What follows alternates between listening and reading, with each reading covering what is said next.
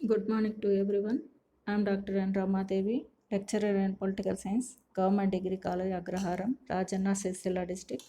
ఈరోజు నేను western political థాట్కి సంబంధించినటువంటి పాశ్చాత్య రాజనీతి తత్వ విచార పరిచయం అనేటువంటి పాఠ్యాంశంతో మేము ముందుకు వచ్చాను. ఇది BA సెకండ్ సెమిస్టర్ అలాగే 5th సెమిస్టర్ విద్యార్థులకి ఉపయోగకరంగా ఉంటుంది. అయితే ఈ రాజనీతి తత్వ విచారం అనేది సమస్త మానవ రాజకీయ కార్యకలాపాల చింతనకు మూలకందంగా చెప్పొచ్చు. తత్వవేత్తలు రాజకీయాలపై వెలుబుచ్చినటువంటి అభిప్రాయాలను తత్వనీతి రాజనీతి తత్వ విచారం అని పిలవడం కద్దు. తత్వవేత్తలు తత్వ విచారంలో రాజనీతి తత్వ విచారం అనేది ఒక ప్రధానమైనటువంటి భాగం. ఎందుకంటే విశాలమైన సామాజిక వ్యవస్థలో రాజకీయ వ్యవస్థను అనేది ఒక ఉపవ్యవస్థ. కాబట్టి ఈ ఉపవ్యవస్థ మరియు ఇతర వ్యవస్థల ఆవిర్భావాన్ని, స్వభావాన్ని, వాటి ఆదర్శాలను, వాటి మధ్య ఉన్నటువంటి అంగాంగి సంబంధాన్ని తాత్విక దృష్టితో పరిశీలించడం అనేది రాజనీతి తత్వ విచారం అని చెప్పొచ్చు. ప్లేటో మొదలుకొని మార్క్స్ వరకు ఎంతోమంది మహా మేధావులు సమకాలీన రాజకీయ వాతావరణంలో గడించిన అపారమైనటువంటి రాజకీయ అనుభవ ఫలితంగా ఉద్భవించి ఒక క్రమబద్ధమైనటువంటి రూపాన్ని పొందిందే రాజనీతి తత్వ విచారం అని చెప్పొచ్చు. ఈ రాజనీతి తత్వ విచారం అనేది రాజకీయ చర్యల లక్ష్యాలు, స్వభావాలు పరిశోధన ద్వారా అత్యంత ఆదర్శప్రాయమైనటువంటి రాజకీయ వ్యవస్థలు సాధించే లక్ష్యాలకు, సాధనాలను, పద్ధతులకు, మార్గాలను సూచించేటువంటి ఒక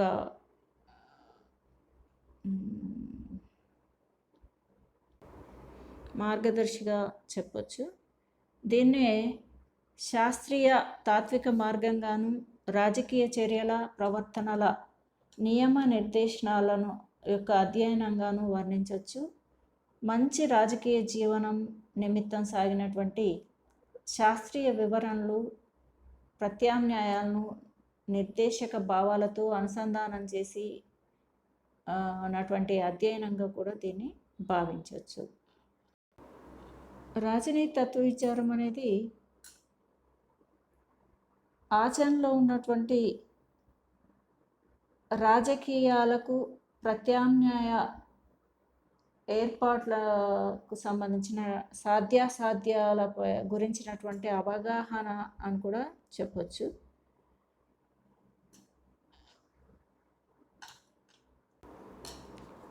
అసలు రాజనీతి తత్వ చింతన ఆవిర్భావం ఎప్పుడు, ఎక్కడ, ఎలా జరిగిందో ఖచ్చితంగా నిర్ధారించి చెప్పడం కష్టసాధ్యం. అయినప్పటికీ మానవ సమాజ పరిణామ క్రమంలో ఏ దశ యందు రాజనీతి తత్వ చింతన చేయవలసినటువంటి ఆవశ్యకత మనిషికి ఏర్పడిందో మనం తెలుసుకుందాం. చారిత్రకంగా సూచినట్లయితే చరిత్ర పూర్వ దశలో జీవించున్నటువంటి నాగరికత తెలియని మానవుడు, అతన్ని ఆది మానవుడని అనొచ్చు. అతను నివసించినటువంటి సమాజంను ఆదిమ సమాజం అని పిలవడం కాదు. ఈ దశలోని మానవులు తమ భౌతిక అవసరాలను తీర్చుకోవడానికి పూర్తిగా ప్రకృతిపైనే ఆధారపడి ఉండి ప్రకృతి నియమాలనే పాటించినారు. కాబట్టి ఈ దశందు రాజనీతితత్వ చింతన ఆవిర్భావానికి అవకాశం అంతగా లేదని చెప్పొచ్చు. చారిత్రక పరిణామ క్రమంలో మానవుడు ప్రకృతి నియమాలను అర్థం చేసుకుని తనకు అనుకూలంగా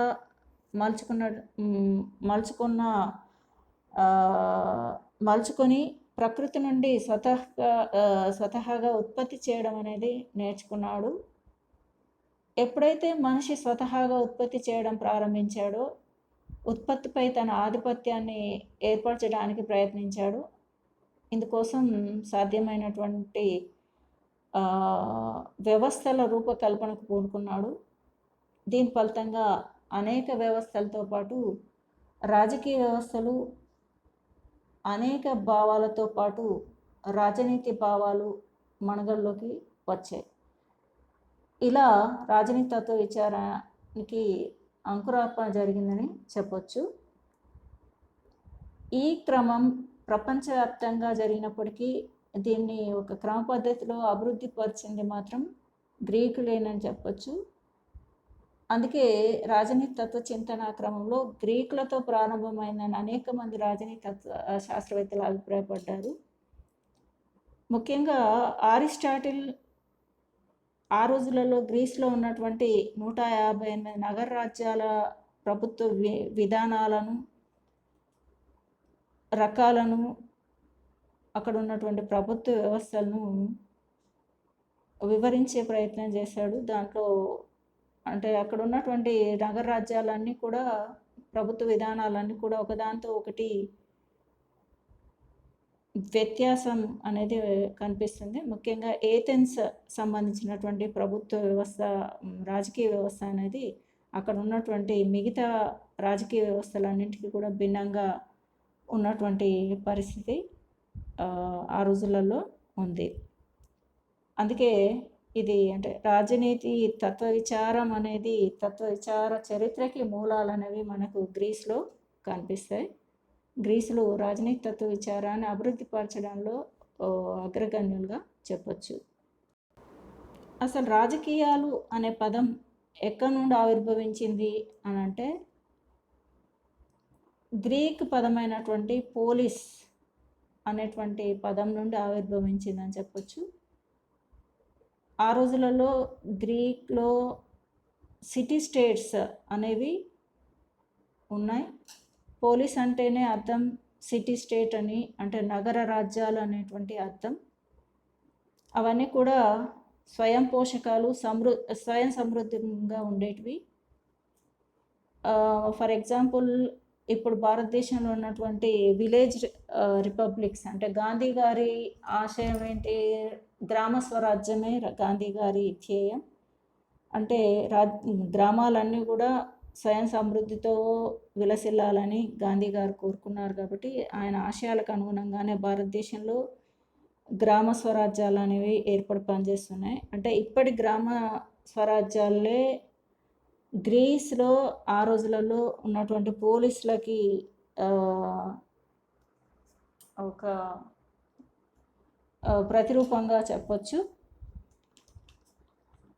ఈ పాలిటిక్స్ అనేవి ప్రభుత్వం గురించి, రాజ్యం గురించి అధ్యయనం చేసేటువంటి శాస్త్రంగా కూడా చెప్పొచ్చు. అసలు పొలిటికల్ థాట్ అంటే ఏంటి అనేది మనము ఒకసారి గమనిస్తే, దానికి సంబంధించినటువంటి అసలు పదం ఎక్కడ నుండి ఆవిర్భవించింది, దానికి ఆ పొలిటికల్ థాట్కి మూలం ఏంటి, అది ఎలా ఆవిర్భవించింది అనేది ఒకసారి పరిశీలిద్దాం. తత్వశాస్త్రం అంటే విశ్వవిజ్ఞానం కోసం పడే తపన అని చెప్పొచ్చు. తత్వశాస్త్రాన్ని ఆంగ్లంలో ఫిలాసఫీ అంటారు. ఈ ఫిలాసఫీ అనేటువంటి పదము, ఈ ఇంగ్లీష్ పదం ఫిలియా మరియు సోఫియా అనేటువంటి 2 గ్రీక్ పదాల కలయిక నుండి ఆవిర్భవించింది. ఫిలియా అంటే ప్రేమ, సోఫియా అంటే జ్ఞానము. వెరసి ఫిలాసఫీ అంటే జ్ఞానాసక్తి, జ్ఞాన పిపాస లేదా జ్ఞాన తృష్ణ అని అర్థం. అయితే తత్వశాస్త్రంలో 3 విభాగాలు మనకు కనిపిస్తాయి. అవి అధిభౌతికవాదం, దాన్నే మెటాఫిజిక్స్ అంటాం. రెండోది జ్ఞాన సిద్ధాంతం, అలాగే విలువల సిద్ధాంతం అనేటువంటివి మనకి కనిపిస్తాయి. ఈ 3 కూడా తత్వశాస్త్రంలోని విభాగాలు. అధిభౌతికవాదం అదే మెటాఫిజిక్స్ అంటే అంతిమ సత్యం అన్వేషించే శాస్త్రంగా చెప్పొచ్చు. అలాగే జ్ఞాన సిద్ధాంతం లేదా ఎపిస్టమాలజీ అంటే అంతిమ సత్యానికి సంబంధించినటువంటి జ్ఞానం మనకి ఏ విధంగా చేరుతుందో తెలిపేటువంటి శాస్త్రంగా చెప్పొచ్చు. అలాగే విలువల శాస్త్రం లేదా లాజిక్ ఆక్స్టాలజీ అనేటువంటిది మనకు అందుతున్నటువంటి జ్ఞానం యొక్క మంచి చెడులను, నైతిక అనైతిక తలను గురించి అనైతికతలను గురించి నిర్ధారణ చేసేటువంటి శాస్త్రంగా చెప్పొచ్చు. తర్కం, శాస్త్రం ఏది మంచి హేతువో ఏది చెడ్డ హేతువో పరిశీలించి క్రమబద్ధమైన సమైక్య విజ్ఞానాన్ని రూపొందించడానికి ఇది ఉపయోగపడుతుంది. కేవలం అభిప్రాయం, విశ్వాసం, నమ్మకాల నుంచి రాజనీతి శాస్త్రం తనకంటూ ఒక ప్రత్యేక విశిష్టతను కలిగించుకోవడానికి ఈ అంశాలన్నీ తోడ్పడతాయి. నిజమైన, విశ్వసనీయమైన విజ్ఞాన సముపార్జనకు హేతుబద్ధమైనటువంటి అన్వేషణలను, పద్ధతులను నిర్ణయించడానికి ఈ అధ్యయనాలు రాజనీతత్వానికి అత్యంత ముఖ్యమని చెప్పొచ్చు. రాజనీతి తత్వశాస్త్రంలో శాస్త్రీయ దృక్పథం అనేది రాబోయే పరిణామాలను ఊహించడానికి, అనేక అంశాలను వివరించడానికి, వర్ణించడానికి ఉపయోగపడమే కాకుండా చరిత్రను అధ్యయనం చేయడం ద్వారా సామాన్యులను చూపించడంలో ఉపయోగిస్తున్నారు. ఆగమన, నిగమన పద్ధతుల ద్వారా తర్కించడానికి లేదా హేతుబద్ధ ఆలోచనలు చేయడానికి శాస్త్రీయ దృక్పథం అనేది ఎంతగానో ఉపయోగపడుతుందని చెప్పవచ్చు.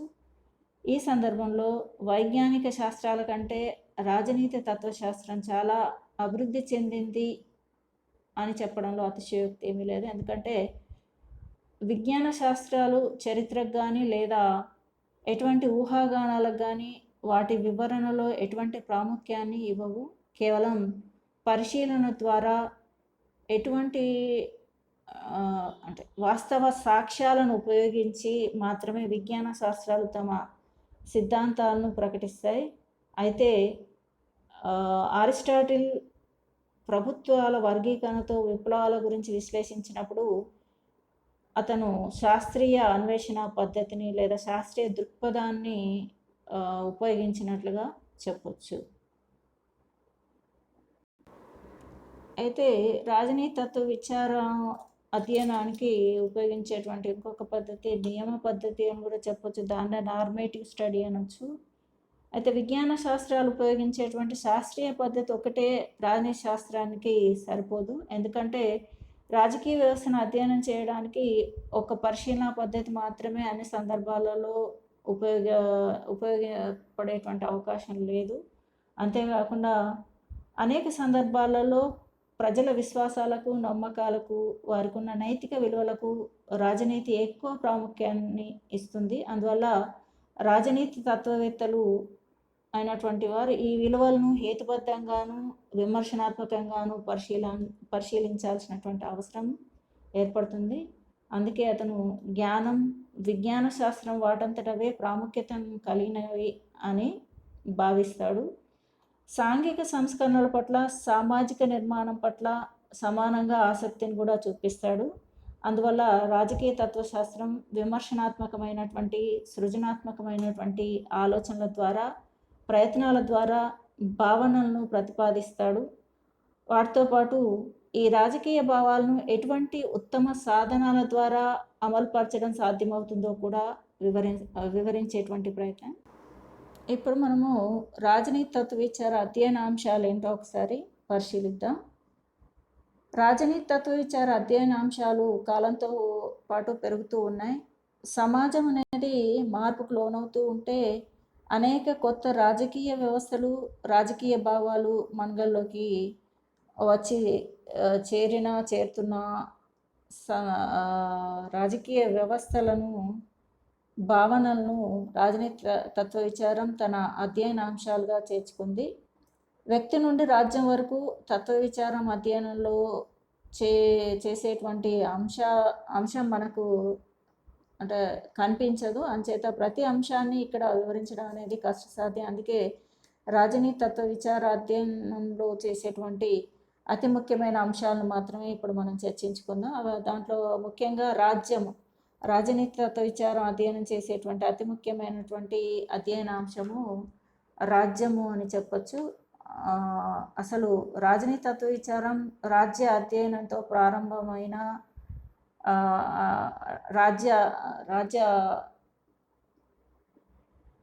అధ్యయనంతో ప్రారంభమై రాజ్య అధ్యయనంతో అంతమవుతుంది. గార్నర్ గారి నిర్వచనం ఈ సందర్భంగా గుర్తు తెచ్చుకోండి. రాజనీతి శాస్త్రానికి ఆద్యంతాలు రెండు రాజ్యమే అన్నాడు. అంటే రాజనీతి శాస్త్ర అధ్యయనం అంతా కూడా రాజ్యం పుట్టుక అంతంతో ముడిపడి ఉంది అనేది ఆయన యొక్క ఉద్దేశం. అందుకే రాజనీతి తత్వ విచార ఆద్యంతం కూడా రాజ్యమేనని రాజనీతి శాస్త్రజ్ఞులు అభిప్రాయపడ్డారు. ప్లేటో మొదలుకొని మార్క్స్ వరకు ప్రతి రాజనీతి తత్వవేత్త కూడా రాజ్యమును గురించినటువంటి తన భావాలని సిద్ధాంతీకరించేటువంటి ప్రయత్నం చేశారు. అంటే రాజ్యం గురించినటువంటి చర్చ, రాజ్యం ఎలా ఆవిర్భించింది, ఎలా అభివృద్ధి చెందింది, పరిణామం చెందింది అనేటువంటి అంశాలు ఒక్కొక్క తత్వవేత్త రాజ్య ఆవిర్భావ క్రమాన్ని ఒక్కొక్క దృక్కోణం నుండి, ఒక్కొక్క దృక్పథం నుండి, కోణం నుండి అధ్యయనం చేసే ప్రయత్నం చేసిన సందర్భం మనం చూడొచ్చు. రాజ్యం అనేది మానవ సమాజ పరిణామ క్రమంలో ఆవిర్భవించినటువంటి ఒక అత్యున్నతమైనటువంటి సహజ వ్యవస్థ అని అరిస్టాటిల్ పేర్కొంటే, రాజ్యం ఒడంబడికల ఫలితమని హాబ్స్, లాక్, రూసోలు భావించారు. మార్క్స్ ఇంకా కొంచెం ముందుకు పోయి ఒక వర్గం మరొక వర్గం అణచివేసేటువంటి క్రమంలో ఏర్పడ్డటువంటి యంత్రాంగమే రాజ్యం అని కూడా సిద్ధాంతీకరించే ప్రయత్నం చేశాడు. ఇలా రాజ్యం తన ఆవిర్భావ క్రమంను అధ్యయనం చేయడం అనేది రాజనీతి తత్వ విచారంలో ఒక భాగం అయిపోయింది. అలాగే రాజనీతి తత్వ విచార అధ్యయన అంశాలలో రాజ్యము, వ్యక్తి అనేటువంటి అంశాలు కూడా చేర్చబడ్డాయి. అంటే రాజ్యము, వ్యక్తికి మధ్య ఉండవలసినటువంటి సంబంధాన్ని గురించి అధ్యయనం చేయడం కూడా రాజనీతి తత్వ విచారంలో భాగంగా చెప్పొచ్చు. కొంతమంది రాజనీతి తత్వవేత్తలు వ్యక్తిని పూర్తిగా రాజ్యానికి కట్టివేసి రాజ్య కనుసన్నలలో వ్యక్తి ఉండాలని ఆదేశిస్తే, మరికొంతమంది రాజనీతి తత్వవేత్తలు రాజ్య ఆధిపత్యం నుండి వ్యక్తికి స్వేచ్ఛ జీవిని చేయడానికి కూడా ఉపక్రమించినటువంటి సందర్భం మనం చూడవచ్చు. ఈ క్రమంలో రాజనీతి తత్వవేత్తలు రాజ్య స్వభావంను, రాజ్య విధులను విశేషంగా చర్చించడం అనేది జరిగింది. దీని ఫలితంగా పరిపూర్ణవాద రాజ్య సిద్ధాంతం, టోటలిటేరియన్ స్టేట్స్, అలాగే వ్యక్తి శ్రేయవాద రాజ్య సిద్ధాంతం అంటే ఇండివిజువలిజం, అలాగే ఇంకా ఇతర రాజ్య సిద్ధాంతాలు కూడా వెలుగు చూసిన సందర్భం మనం చూడవచ్చు. కాబట్టి రాజ్య స్వభావాన్ని, విధులను నిర్దేశించేటువంటి రాజ్యము, అలాగే వ్యక్తికి మధ్య ఉన్నటువంటి సంబంధాన్ని అధ్యయనం చేయడం రాజనీతి తత్వ విచారంలో అంతర్భాగంగా చెప్పొచ్చు. అలాగే రాజనీతి తత్వ విచారం అనేది మానవ స్వభావాన్ని కూడా అధ్యయనం చేయడానికి ప్రాముఖ్యతనిస్తుంది. ప్రతి రాజనీతి తత్వవేత్త తన రాజనీతి తత్వ విచారాన్ని వెలుబుచ్చడంలో భాగంగా మానవ స్వభావ అధ్యయనాన్ని కూడా పునాదిగా చేసుకుని అధ్యయనం చేసిన సందర్భం మనం చూడవచ్చు. ప్లేటో మానవుని త్రిగుణ స్వభావుడని చెప్పితే, అరిస్టాటిల్ మానవుడు సహజంగానే సామాజిక జీవి అని తేల్చి చెప్పడం అనేది జరిగింది. అలాగే మాకియవెల్లి మనిషి కపటి అయితే హబ్స్ దృష్టిలో కూడా మనిషి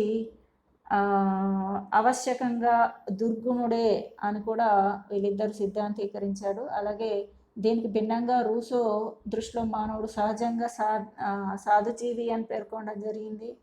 ఇలా మానవ స్వభావంపై తత్వవేత్తలు భిన్న అభిప్రాయాలను వెలుబుచ్చుతూ మానవ స్వభావాన్ని విశ్లేషిస్తూ ఆ విశ్లేషణను తమ రాజనీతి తత్వ విచారానికి పునాదిగా అందరూ తత్వవేత్తలు చేసుకున్న సందర్భం మనం చూడొచ్చు. కాబట్టి రాజనీతి తత్వ విచారం అనేది మానవ స్వభావ అధ్యయనంగా కూడా చెప్పొచ్చు.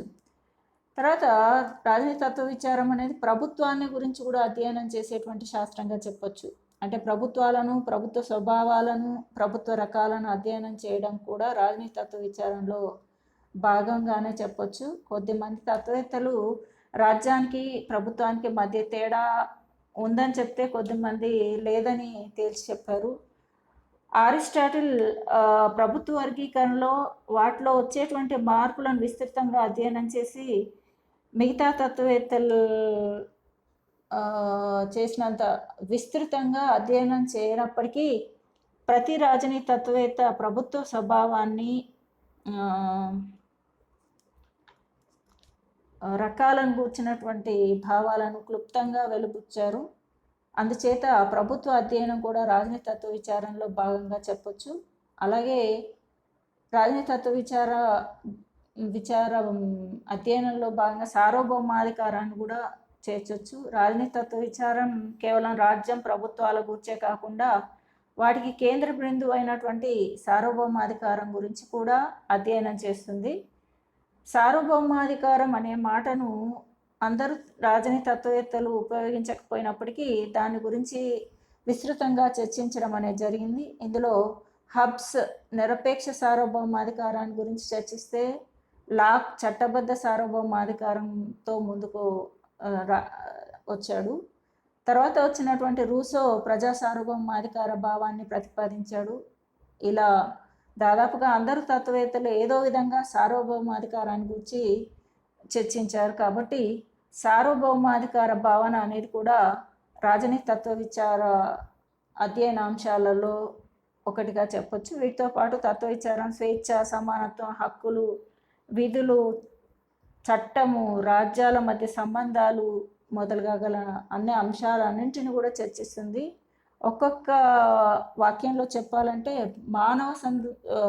అంటే ఒక్క వాక్యంలో చెప్పాలంటే మానవ సంబంధాలను ఏర్పాటు మొదలుకొని వాటి వ్యవస్థీకరణ మరియు నియంత్రణలకు వరకు కూడా ఉన్నటువంటి సకల అంశాలను రాజనీతి తత్వ విచారం అధ్యయనం చేస్తుంది అని చెప్పొచ్చు. అయితే రాజనీతి తత్వ విచారానికి కొన్ని లక్షణాలు కూడా ఉన్నాయి.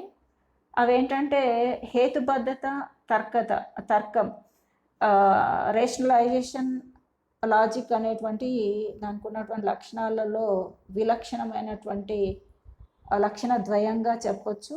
రాజనీతి తత్వవేత్తలు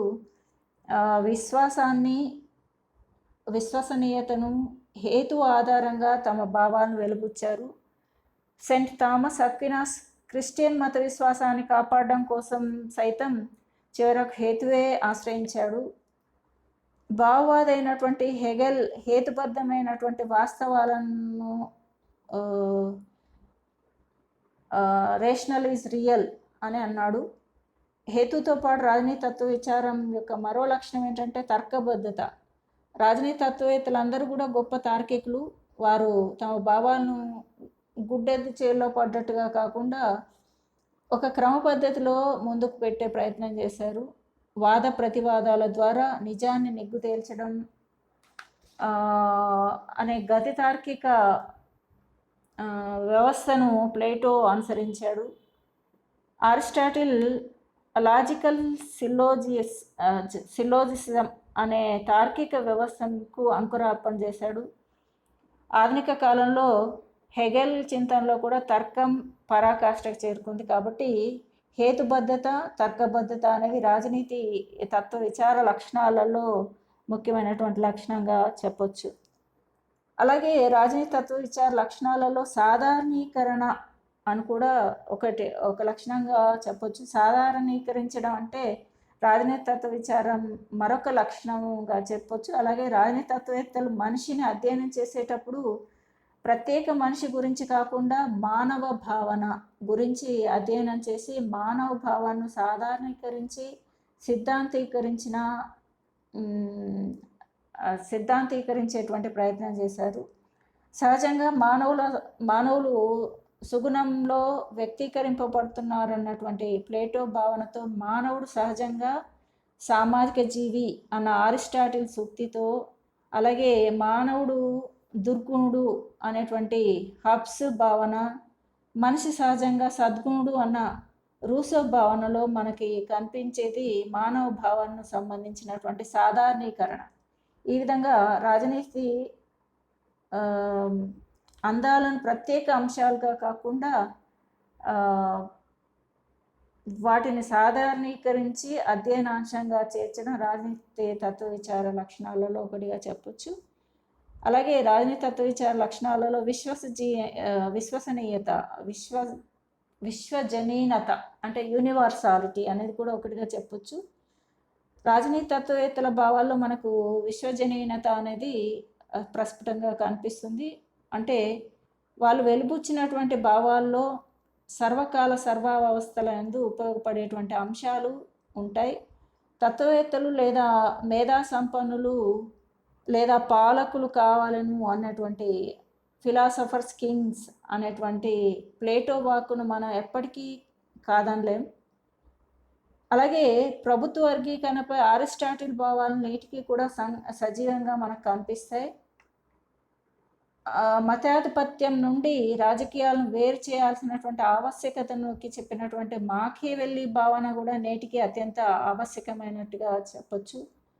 అలాగే రూసో ప్రతిపాదించినటువంటి ప్రజలే పాలకులు ప్రజా సార్వభౌమాధికార భావన కూడా సర్వకాల సర్వావస్థలందు ఆమోదయోగ్యమైనట్టుగా అయినదిగా చెప్పొచ్చు. అలాగే సమానత్వం సాధించినంత వరకు కూడా ప్రజాస్వామ్యం స్వేచ్ఛలకు అర్థం లేదన్నటువంటి మార్క్స్ భావాలను కూడా ఎప్పటికీ కూడా అక్షర సత్యాలుగా చెప్పొచ్చు. ఈ విధంగా విశ్వజనీనత అనేది విశ్వజనీనత యూనివర్సాలిటీ అనేది రాజనీతి తత్వ విచార లక్షణాలలో ఒకటిగా చెప్పొచ్చు. అలాగే భావజాలాలు కూడా రాజనీతి తత్వ విచార లక్షణాలలో ఒకటిగా చెప్పొచ్చు. ఆ రాజనీతి తత్వ విచారం అనేది కేవలం ఊకదంపుడు ఉపన్యాసాల కూర్పు కాదు, అది చర్యాభిముఖమైన అంటే యాక్షన్ ఓరియంటెడ్ చింతన అని చెప్పొచ్చు. ప్రతి రాజనీతి తత్వవేత్త చింతన ఒక ప్రత్యేకమైనటువంటి రాజకీయ, సామాజిక, ఆర్థిక వ్యవస్థల నిర్మాణం కోసం పాటుపడమని బోధిస్తాయి. అలాగే కార్యరంగంలోకి దూకమని ఒక మార్గాన్ని కూడా సూచిస్తాయి. అందుకే వారు పదనిర్దేశకులు అని కూడా చెప్పొచ్చు.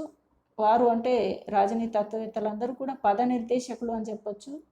అలాగే అరిస్టాటిల్ చింతన బానిస వ్యవస్థ బలపడడానికి కార్యక్రమ చింతనను అందిస్తే, అక్వినాస్ మత ప్రధాన వ్యవస్థను స్థాపించమని ప్రబోధించాడు. అలాగే స్వేచ్ఛ, సమానత్వం, సౌభ్రాతృత్వం కోసం జరిగినటువంటి ఫ్రెంచ్ విప్లవానికి రూసో బోధనలు స్ఫూర్తినిచ్చాయి. మానవ జాతి చరిత్ర గతినే మార్చినటువంటి రష్యా, చైనా విప్లవాలకు మూలకందం మార్క్స్ భావజాలం మూలకందంగా మారిన సందర్భం మనం చూడొచ్చు. ఈ విధంగా రాజనీతి తత్వ చింతన కేవలం చింతన విచారమే కాక అది ప్రధానంగా చర్యాభిముఖమైందే అని కూడా చెప్పొచ్చు, భావజాలమైంది అని కూడా చెప్పొచ్చు. కాబట్టి ఈ భావజాలము రాజనీతి తత్వ విచార యొక్క మరొక ముఖ్య లక్షణంగా చెప్పొచ్చు. అలాగే రాజనీతి తత్వ విచారం యొక్క లక్షణాలలో తాత్వికత కూడా ఒకటి. రాజనీతి తత్వ విచారం అంటే తాత్వికత అంటే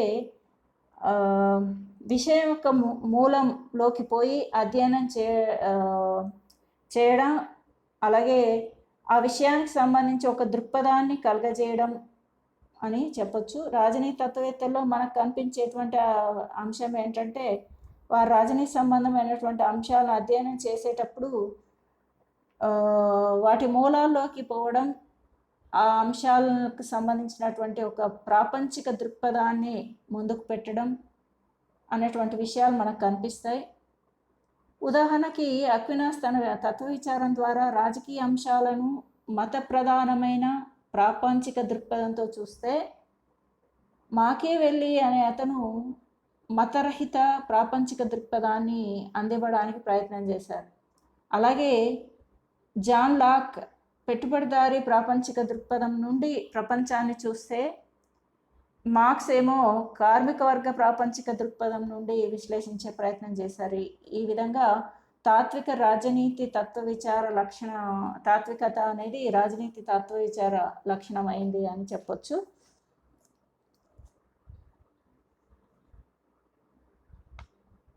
అయితే రాజనీతి తత్వ విచార అధ్యయన ప్రయోజనాలు కూడా మనం ఒకసారి గమనిస్తే, ఒక భావనను, ఒక సిద్ధాంతాన్ని, ఒక శాస్త్రాన్ని అధ్యయనం చేస్తున్నామంటే దానివల్ల ఏదో ఒక ప్రయోజనం ఉండబట్టే రాజనీతి తత్వ విచార అధ్యయనం వల్ల కూడా అనేక ప్రయోజనాలు ఉన్నాయి.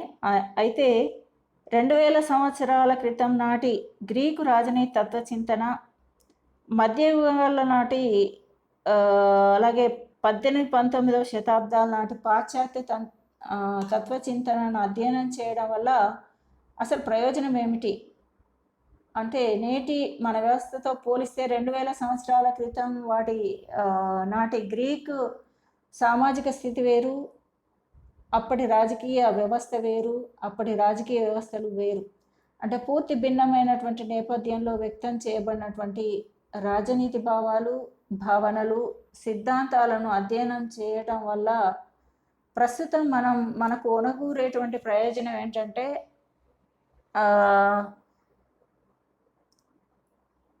అంటే ఇలాంటి ప్రశ్న తలెత్తడం సహజం. అయితే ఇక్కడ మనం పరిగణలోకి తీసుకోవాల్సినటువంటి అంశం ఏంటంటే, ఒక తత్వవేత్త ఏ చారిత్రక దశకు సంబంధించిన వాడైనప్పటికీ ఆ సామాజిక, ఆర్థిక, రాజకీయ వ్యవస్థలను ఆధారంగా చేసుకొని తమ రాజనీతి తాత్విక భావాలను వెలిబుచ్చినప్పటికీ వారి భావనలలో మనకి యూనివర్సాలిటీ అంటే విశ్వజనీనత అనేటువంటి అంశం ఉంటుంది. విశ్వజనీనత అంటే సర్వకాల సర్వావస్థలకు పనికొచ్చేటువంటి అంశాలు అని చెప్పొచ్చు. ఈ విశ్వజనీనత ఉండబట్టే వాటి అధ్యయనం వల్ల ప్రస్తుతం సమాజానికి ప్రయోజనం అనేది ఉందని భావించవచ్చు. అయితే భిన్న తత్వవేత్తలు భావాలను నిష్కర్షగా అధ్యయనం చేసినప్పుడే రాజనీతి తత్వం అధ్యయనం వల్ల ప్రయోజనం ఉనగూరుతుంది. కాబట్టి అంటే గుడ్డిగా అధ్యయనం చేయడం వల్ల లాభం ఏమీ ఉండదు. కాబట్టి రాజనీతి తత్వ విచార అధ్యయనం వల్ల కొన్ని ప్రయోజనాలు కూడా మనకు కనిపిస్తాయి. అవి ఏంటంటే, రాజనీతి భావాల అభివృద్ధి యొక్క చారిత్రక క్రమం తేలుస్తుంది. అలాగే భిన్న చారిత్రక దశల్లోని సామాజిక, ఆర్థిక వ్యవస్థల తీరుతెన్నులు కూడా తెలుసుకునేటువంటి అవకాశం అనేది రాజనీతి తత్వ విచారం వల్ల మనకు కలుగుతుంది. అలాగే హేతువాద దృష్టి మనకి పెరుగుతుంది. అలాగే సమగ్ర దృక్పథం కూడా అలవడుతుందని చెప్పొచ్చు. ఇప్పుడు ఒక్కొక్క దాని కనుక పరిశీలిస్తే, అంటే రాజనీతి భావాల అభివృద్ధి యొక్క చారిత్రక క్రమం తెలుస్తుంది అని ఇందాక చెప్పుకున్నాం కదా. అంటే ఏంటంటే, తత్వవేత్తలు తాము జీవించి ఉన్నటువంటి చారిత్రక దశను ఆధారంగా చేసుకొని వారి భావాలను వెలుబుచ్చారు. కాబట్టి వారందరినీ క్రమబద్ధంగా అధ్యయనం చేయడం ద్వారా చారిత్రకంగా రాజనీతి భావాలు ఏ విధంగా అభివృద్ధి చెందాయో మనకు తెలుస్తాయి. అలాగే భిన్న చారిత్రక దశల్లోని సామాజిక, ఆర్థిక వ్యవస్థల యొక్క తీరుతెన్నులు కూడా తెలుసుకోవడానికి అవకాశం అనేది కలుగుతుంది. ఎందుకంటే రాజనీతి తత్వవేత్తలు కేవలం రాజనీతి భావాలనే కాకుండా ఆ రాజనీతి భావాలు ఏ సామాజిక, ఆర్థిక నేపథ్యంలో వెలువరించబడ్డాయో తెలుపుతారు. అందుకే వారి భావాలను విమర్శనాత్మకంగా అధ్యయనం చేయడం వల్ల వారు జీవించున్నటువంటి సామాజిక స్థితిగతులను తెలుసుకునేటువంటి అవకాశం మనకి కలుగుతుంది. ఉదాహరణకి ప్లేటో, అరిస్టాటిల్ రాజనీతి భావాలను క్షుణ్ణంగా పరిశీలిస్తే వాళ్ళు జీవించి ఉన్నటువంటి చారిత్రక దశలో సమాజం, వర్గాలు, బానిస యజమానులుగా విడివిడిగా ఉండటాన్ని మనం గమనించవచ్చు. దీన్ని ఆదర్శీకరించడం కోసం ప్లేటో సమాజం సహజంగా 3 వర్గాలుగా ఏర్పడుతుంది అని, ఈ మూడు వర్గాలు సామరస్యపూర్వకంగా ఉంటే రాజ్యమే ఆదర్శ రాజ్యం అవుతుందని పేర్కొన్నాడు.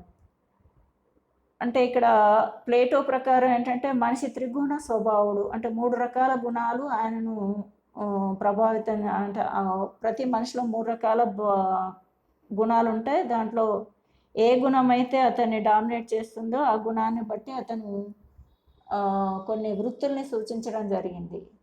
హేతువు అనేటువంటి స్వభావం ఎక్కువ ఉన్నవాడు పాలకుడుగాను, ధీరత్వం అనేటువంటి గుణం ఎక్కువ ఉన్న అతను సైన్యంలోను, అలాగే ఇచ్చ లేదా డిజైర్ ఎక్కువ ఉన్నటువంటి అతను ఉత్పత్తిదారుడు లేదా శ్రామికుడిగా అంటే ప్లాటో వర్గీకరణ ప్రకారం మనిషిలో ఉన్నటువంటి త్రిగుణాలను బట్టి వాళ్ళ వృత్తుల్ని కూడా అక్కడ వర్గీకరించే ప్రయత్నం చేశాడు ప్లేటో. అయితే ఇక్కడ ప్లేటో తన ఆదర్శ రాజ్యం అనే రాజకీయ భావాలను వెల్లడించే క్రమంలో ఆనాటి గ్రీకు సామాజిక వ్యవస్థ స్వరూప స్వభావాలని కూడా ఈ అతని విశ్లేషణలో చెప్పడం అనేది జరిగింది. ఇలా అందరు తత్వవేత్తలు కూడా రాజ్యనీతి భావాలను వెలుబుచ్చే క్రమంలో ఆనాటి సామాజిక నేపథ్యాన్ని గురించి కూడా వివరించారు. అంచేత రాజనీతి తత్వ విచారాన్ని క్రమబద్ధంగా అధ్యయనం చేయడం వల్ల చారిత్రికంగా సామాజిక ఆర్థిక వ్యవస్థల అభివృద్ధి అనేది మనకు తెలిసేటువంటి అవకాశం అనేది మనకి రాజనీతి తత్వ విచారం వల్ల కలుగుతుంది. అలాగే హేతు దృష్టి అనేది పెరుగుతుంది. అంటే రాజనీతి తత్వ విచారాన్ని అధ్యయనం చేయడం వల్ల రాజకీయాల పట్ల, రాజకీయ వ్యవస్థల పట్ల, రాజకీయ మార్పుల పట్ల హేతుబద్ధమైనటువంటి దృక్పథం అలవడుతుంది. దీనివల్ల ప్రస్తుత దేశ విదేశీ రాజకీయాలను వాటిలో సంభవిస్తున్నటువంటి మార్పులను సక్రమంగా అర్థం చేసుకోవడానికి వీలవుతుంది. కాబట్టి అట్లాంటి మార్పులను అధ్యయనం చేయడం కూడా అత్యంత ఆవశ్యకమైనటువంటి విషయంగా చెప్పొచ్చు. ఇది రాజనీతి తత్వ విచార అధ్యయనం వల్ల మనకు కలుగుతుంది. అలాగే సమగ్ర దృష్టి అలవడుతుంది. రాజనీతి తత్వ విచారాన్ని అధ్యయనం చేయడం ద్వారా రాజకీయాల పట్ల, రాజకీయ సంఘటనల పట్ల, సమాజం పట్ల, సామాజిక మార్పుల పట్ల ఒక విశాలమైనటువంటి, ఒక సమగ్రమైనటువంటి దృక్పథం అనేది మనలో ఏర్పడుతుంది. సామాజిక మార్పుల్ని, సమాజంలోని భిన్న వ్యవస్థలో జరుగుతున్నటువంటి మార్పుల్ని దేనికదే ఒకదానితో మరొకటి సంబంధం లేని సంఘటనలుగా కాకుండా ఒక దండలాగా కూర్చి రాజనీతి తత్వ విచార అధ్యయనం అనేది చేస్తుంది. కాబట్టి దాన్ని అధ్యయనం చేయడం వల్ల సమగ్రమైన దృక్పథం అనేది మనకి అలవడుతుందని చెప్పొచ్చు. అయితే మన అధ్యయన అంశం వెస్టర్న్ పొలిటికల్ థాట్. కాబట్టి అసలు వెస్టర్న్ అనేటువంటి పదం ఎలా ఆవిర్భవించింది అనేది మనం ఒకసారి చూద్దాం. ప్రాచీన కాలంలో వెస్టర్న్ అంటే గ్రీస్ మరియు ఇటలీ రాజకీయాలు మాత్రం వెస్టర్న్ పొలిటికల్ థాట్గా చెప్పొచ్చు. అంటే ఏన్సెంట్ గ్రీస్ ఏన్సెంట్ రోమ్ను ఆ ప్రాచీన కాలంలో వెస్టర్న్ వరల్డ్గా చెప్పేవాళ్ళు. అలాగే ఇన్ ద ఫస్ట్ మిలీనియం అంటే మొదటి మిలీనియంలో అంటే క్రిస్టియానిటీ అంటే యూరోప్లో క్రిస్టియానిటీ అనేది ప్రబలింది. మెయిన్గా ఈజిప్ట్, ఇజ్రాయెల్, బాబిలోనియా, పెర్షియా, ఒట్టోమాన్స్ లాంటి దేశాలలో క్రిస్టియనిజం అనేది ఉండేది. దీన్నే యూరోపియన్ క్రిస్టియానిటీ అని చెప్పొచ్చు. అంటే క్రిస్టియానిటీ అనేది ప్రబలి దాంట్లో క్రిస్టియానిటీని స్వీకరించినటువంటి దేశాలు క్రమక్రమంగా అది ప్రపంచాన్ని ఆక్రమిస్తూ వచ్చింది. జర్మానిక్ రీజియన్లో అంటే 4th సెంచరీలో జర్మనీ, స్విట్జర్లాండ్లోను, తర్వాత స్పెయిన్, పోర్చుగల్, ఐర్లాండ్ లాంటి దేశాలలో అండ్ ఫ్రాన్స్ లాంటి దేశాలలో 5th సెంచరీ, అలాగే బ్రిటన్లో వెస్టర్న్ అనేది 6th సెంచరీలో వెస్టర్న్ అనే టర్మ్ బ్రిటన్కి ఆపాదించబడింది. తర్వాత నెదర్లాండ్ కూడా వెస్టర్న్ అనేటువంటి వెస్టర్న్లో యాడ్ అయింది 7th సెంచరీలో. అలాగే బెహ్మియా అలాగే బాల్కన్ సిటీస్ కూడా 9th సెంచరీ వచ్చేసరికి అంటే for example Serbia, Croatia, Bulgaria అనేటువంటి ప్రాంతాలు కూడా వెస్ట్ వరల్డ్లో చేరాయి. ఆ తర్వాత కివియన్ రస్ అనేటువంటి 10th సెంచరీ అంటే రష్యా, ఉక్రెయిన్, బెలారస్, అలాగే పోలాండ్, హంగరీ అనేటువంటి ప్రాంతాలు కూడా వెస్టర్న్ అనేటువంటి పదంలో చేరాయి. అలాగే స్కాండినేవియా 12th సెంచరీలో స్కాండినేవియాకి సంబంధించి డెన్మార్క్, నార్వే, స్వీడన్, అలాగే బాలిస్టిక్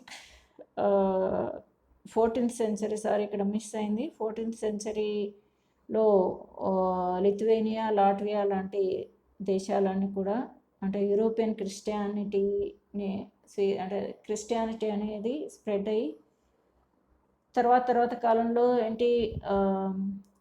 వలసవాదం అనేది అభివృద్ధి చెంది తర్వాత అంటే 15th సెంచరీలో వెస్ట్రన్ వరల్డ్ అంటే యూరోప్కి సంబంధించినటువంటి కలోనియలైజేషన్ అయినటువంటి దేశాలన్నీ కూడా వెస్ట్రన్ వరల్డ్లో చేరాయి. అంటే for example Africa, America and Latin America and Asia అన్నిట్లో కూడా ఇంగ్లాండ్ వాళ్ళు వలస దేశాలుగా మార్చుకొని వలస పాలన కొనసాగించిన సందర్భం మనం చూడవచ్చు. అది తర్వాత కాలంలో కొన్ని దేశాలతో అలైన్మెంట్ అంటే అలైన్మెంట్ పెట్టుకున్నాయి. దాంట్లో మెయిన్గా అంటే 18th సెంచరీ 19th సెంచరీ వచ్చేసరికి అప్పటి వలస కాలనీలన్నీ కూడా అక్కడ ఉన్నటువంటి ప్రజలు ఇండిపెండెన్స్ కోసం ప్రయత్నాలు చేసి స్వతంత్రం తెచ్చుకోవడం అనేది స్వతంత్ర రాజ్యాలుగా ఆవిర్భవించినటువంటి సందర్భం మనం చూడొచ్చు. దాంతో United states, Canada, Australia and New Zealand కూడా వెస్ట్రన్ వరల్డ్లో చేరిపోయాయి. ఆ తర్వాత ఎప్పుడైతే అన్ని దేశాలు స్వతంత్రాలు సాధించాయో అప్పుడు ప్రపంచం అనేది 3 రకాల భాగాలుగా చెప్పొచ్చు. ఒకటి ఫస్ట్ వరల్డ్ కంట్రీస్, రెండవ సెకండ్ వరల్డ్ కంట్రీస్, మూడవది థర్డ్ వరల్డ్ కంట్రీస్ అని అంటున్నాం. అమెరికా అండ్ అలైడ్ గ్రూప్స్ ఏవైతే ఉన్నాయో వాటన్నింటిని కూడా ఫస్ట్ వరల్డ్ కంట్రీస్ అంటే క్యాపిటలిస్ట్ కంట్రీస్ అన్నీ కూడా ఫస్ట్ వరల్డ్ కంట్రీస్ గాను, రష్యా దాని అలైస్ ఏవైతే ఉన్నాయో అవి సెకండ్ వరల్డ్ కంట్రీస్గా, అలాగే 19th సెంచరీలో స్వతంత్రాలు పొందినటువంటి దేశాలు అంటే ఆసియా, ఆఫ్రికా, లాటిన్ అమెరికా ఖండాల్లో ఉన్నటువంటి దేశాలు ఏవైతే ఉన్నాయో స్వతంత్రాన్ని పొందినటువంటి దేశాలన్నింటిని కూడా థర్డ్ వరల్డ్ కంట్రీస్ అని పిలవడం అనేది మనం చూస్తూ ఉన్నాం. అయితే ఈ వెస్టర్న్ అనేటువంటి వర్డ్ ఏంటంటే క్రమంగా గ్రీస్ నుండి అంటే ఒకప్పుడు ఏన్షియంట్ టైమ్స్లో గ్రీస్, రోమ్ సామ్రాజ్యాలని వెస్ట్రన్ అనేవాళ్ళు. కానీ తర్వాత రకరకాలుగా పరిణామాలు చెంది చివరికి 1991లో యుఎస్ఎస్ఆర్ అనేది కుప్పకూలడంతో అప్పుడు ప్రపంచంలో డెమోక్రటిక్ అండ్ అడ్వాన్స్డ్ ఎకానమీస్ అనేవి ఆవిర్భవించడం అనేది జరిగింది. అక్కడ అంటే రష్యా ఎప్పుడైతే విడిపోయిందో రష్యాలో ఉన్నటువంటి కమ్యూనిస్ట్ సిస్టమ్ ఎప్పుడైతే కుప్పకూలిందో అప్పుడు ప్రపంచ రాజకీయ వ్యవస్థలో చాలా మార్పులు వచ్చాయి. అప్పుడు వెస్టర్న్ వరల్డ్ అంటే యుఎస్, కెనడా అంటే అమెరికా, కెనడా, అలాగే యూరోపియన్ యూనియన్కి సంబంధించినటువంటి దేశాలు, అలాగే ఆస్ట్రేలియా, న్యూజిలాండ్ లాంటి దేశాలన్నీ కూడా వెస్ట్రన్ అనేటువంటి టర్మ్ కిందికి వచ్చాయి. అయితే ఈ యూనియన్లో ఏంటంటే రష్యా అండ్ ఇండియా అనేవి చేర్చబడలేదు. ఇవి అంటే ఈ ఎకనామిక్ అలైన్మెంట్కి, ఎకనామిక్ డెవలప్మెంట్లో అలైన్ కావడానికి, అంటే ఆర్థిక అభివృద్ధిలో చేర్చుకోవడానికి ఈ 2 కంట్రీస్ని చేర్చుకోవడం అనేది జరగలేదు. ఇక్కడ చూస్తూ ఉన్నారు కంట్రీస్ రిప్రజెంట్స్ వెస్ట్రన్ వరల్డ్ అంటే వెస్ట్రన్ ప్రపంచానికి, పాశ్చాత్య ప్రపంచానికి లో ఉన్నటువంటి కంట్రీస్ ఇవన్నీ కూడా ఉన్నాయి. Australia, Canada, Denmark, France, Germany, Greece, Hungary, Iceland, Ireland, Israel, Italy, Latvia, New Zealand, Norway, Sweden, Switzerland, United Kingdom, USA లాంటి దేశాలన్నింటినీ కూడా ప్రస్తుతం వెస్ట్రన్ వరల్డ్ అంటారు, వెస్ట్రన్ కంట్రీస్ అంటున్నాం. సో వెస్ట్రన్ అంటే కంట్రీస్ యొక్క రాజకీయ వ్యవస్థల యొక్క అధ్యయనంకి సంబంధించినటువంటి శాస్త్రం కాబట్టి దీన్ని వెస్ట్రన్ పొలిటికల్ థాట్ అంటే గ్రీస్ మొదలుకొని ఇప్పటివరకు ఉన్నటువంటి వెస్ట్రన్ కంట్రీస్కు సంబంధించినటువంటి థింకర్స్ ప్లస్ ఆ దేశాల్లో ఉన్నటువంటి ప్రభుత్వ వ్యవస్థలు, అదే ప్రపంచంలో ఉన్నటువంటి రాజకీయ భావాలు, ఇవన్నిటికి సంబంధించినటువంటి అధ్యయన శాస్త్రంగా దీన్ని పేర్కొంటున్నాం. కాబట్టి దీంట్లో మెయిన్గా వెస్ట్రన్ పొలిటికల్ థాట్ అని దానికి పేరు వచ్చిందని చెప్పొచ్చు.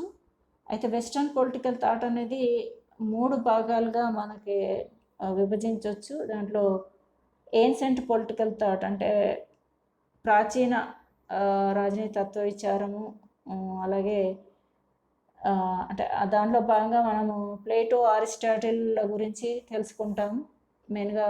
దాంతోపాటు కొంచెం సోక్రటీస్, ప్లేటో గురువు అయినటువంటి సోక్రటీస్ గురించి కూడా కొంచెం అతని గురించి కూడా అధ్యయనం చేస్తాం. అలాగే మిడివియల్ పొలిటికల్ థాట్ అంటే ఈ థాట్లో మెయిన్గా అంటే అదంతా కూడా మతపరమైనటువంటి వ్యవస్థలు ఉన్నటువంటి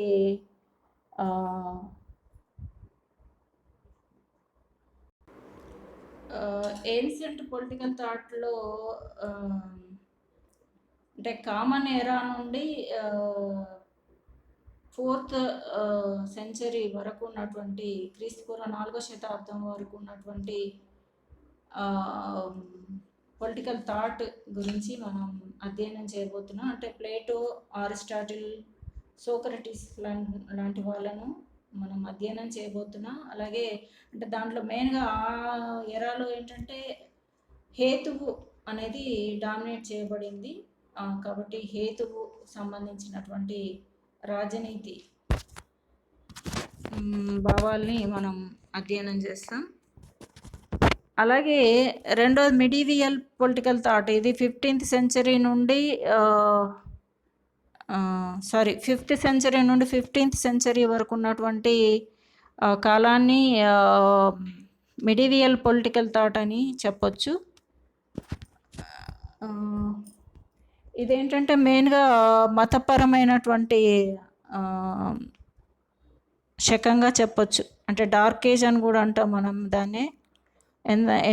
ఎందుకంటే ప్రభుత్వ అంటే రాజకీయ వ్యవస్థలో చర్చ్ యొక్క డామినేషన్ అనేది ఈ శకంలో ఎక్కువగా మనకు కనిపిస్తుంది. అప్పుడు పొలిటికల్ థాట్ అనేది లేదు. కాకపోతే మత ప్రవక్తలు, మతపరమైనటువంటి సెంట్ అక్వినాస్, సెంట్ అగస్టినో లాంటి తత్వవేత్తలు ఎవరైతే ఉన్నారో వాళ్ళకు సంబంధించినటువంటి అంశాలు మనం మిడివియల్ పొలిటికల్ థాట్లో నేర్చుకోగలం. అలాగే మోడర్న్ పొలిటికల్ థాట్స్ అంటే 16th సెంచరీ తర్వాత ఇప్పటివరకు ఉన్నటువంటి దాన్ని మోడర్న్ పొలిటికల్ థాట్, లేదా 1950s 60s వరకు ఉన్నటువంటి శకాన్ని మోడర్న్ పొలిటికల్ థాట్ అంటే అక్కడ జరిగినటువంటి ఆ పీరియడ్లో జరిగినటువంటి అధ్యయనాలకు సంబంధించినటువంటి పొలిటికల్ థింకర్స్ ఎవరైతే ఉన్నారో వాళ్ళ గురించి మనకు మిడివియల్ మోడర్న్ పొలిటికల్ థాట్ అనేది వివరిస్తుంది. ఇక్కడ మెయిన్గా ఎప్పుడైతే సాంస్కృతిక పునరుజ్జీవనం జరిగిందో ఆ సాంస్కృతిక పునరుజ్జీవనం ఫలితంగా కొత్త కొత్త ఇన్వెన్షన్స్ అనేవి చేయబడ్డాయి. కాబట్టి వాటి ఫలితంగా అంతవరకు ఉన్నటువంటి చర్చ్ లేదా రిలీజియన్ యొక్క డామినేషన్ అనేది తగ్గడానికి, మళ్ళీ తిరిగి పూర్వ స్థితి అంటే రీజన్, హేతువు డామినేషన్ అనేది తిరిగి తన పూర్వ వైభవాన్ని పొందడానికి అవకాశం కలిగినటువంటి కాలంగా చెప్పొచ్చు. దీంట్లో మెయిన్గా Machiavelli, Hobbes, Locke, Rousseau, Jeremy Bentham, James Mill, Hegel, Karl Marx, Gramsci లాంటి వాళ్ళ భావజాలాల గురించి మనకి మోడర్న్ పొలిటికల్ థాట్లో తెలుసుకోవచ్చు.